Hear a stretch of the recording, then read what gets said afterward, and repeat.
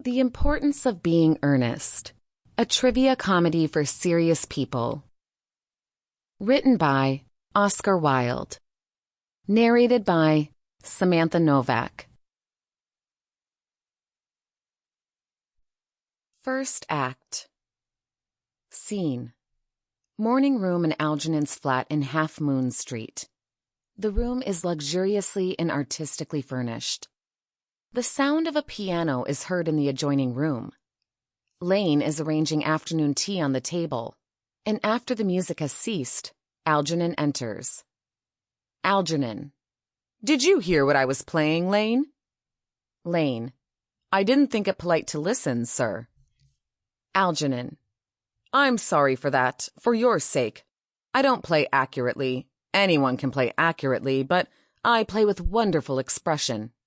As far as the piano is concerned, sentiment is my forte.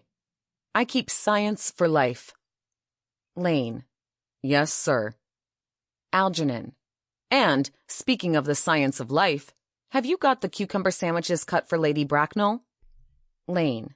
Yes, sir. Hands them on a salver. Algernon. Inspects them, takes two, and sits down on the sofa. Oh, by the way, Lane, I see from your book that on Thursday night, when Lord Shoreman and Mr. Worthing were dining with me, 8 bottles of champagne are entered as having been consumed. Lane. Yes, sir. 8 bottles and a pint. Algernon. Why is it that at a bachelor's establishment, the servants invariably drink the champagne? I ask merely for information. Lane. I attribute it to the superior quality of the wine, sir. I have often observed that in married households, the champagne is rarely of a first-rate brand. Algernon. Good heavens! Is marriage so demoralizing as that? Lane. I believe it is a very pleasant state, sir. I have had very little experience of it myself up to the present. I have only been married once. That was in consequence of a misunderstanding between myself and a young person. Algernon, languidly. I don't know that I am much interested in your family life, Lane. Lane. No, sir, it is not a very interesting subject. I never think of it myself. Algernon. Very natural, I am sure. That will do, Lane. Thank you. Lane. Thank you, sir. Lane goes out. Algernon. Lane's views on marriage seem somewhat lax. Really, if the lower orders don't set us a good example, what on earth is the use of them? They seem, as a class, to have absolutely no sense of moral responsibility. Enter Lane. Lane. Mr. Ernest Worthing. Enter Jack. Lane goes out. Algernon. How are you, my dear Ernest? What brings you up to town? Jack.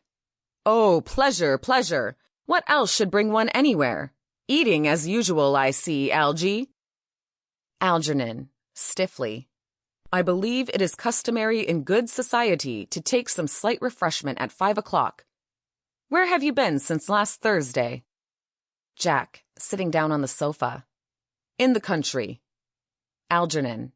What on earth do you do there? Jack, pulling off his gloves. When one is in town, one amuses oneself. When one is in the country, one amuses other people. It is excessively boring. Algernon. And who are the people you amuse? Jack, airily. Oh, neighbors, neighbors. Algernon. Got nice neighbors in your part of Shropshire? Jack. Perfectly horrid. Never speak to one of them. Algernon. How immensely you must amuse them. Goes over and takes sandwich.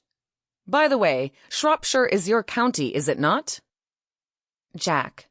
Eh? Shropshire? Yes, of course. Hallo, why all these cups? Why cucumber sandwiches? Why such reckless extravagance in one so young? Who is coming to tea? Algernon. Oh, merely Aunt Augusta and Gwendolen. Jack. How perfectly delightful. Algernon. Yes, that is all very well, but I am afraid Aunt Augusta won't approve of your being here. Jack. May I ask why? Algernon. My dear fellow. Sample complete. Ready to continue?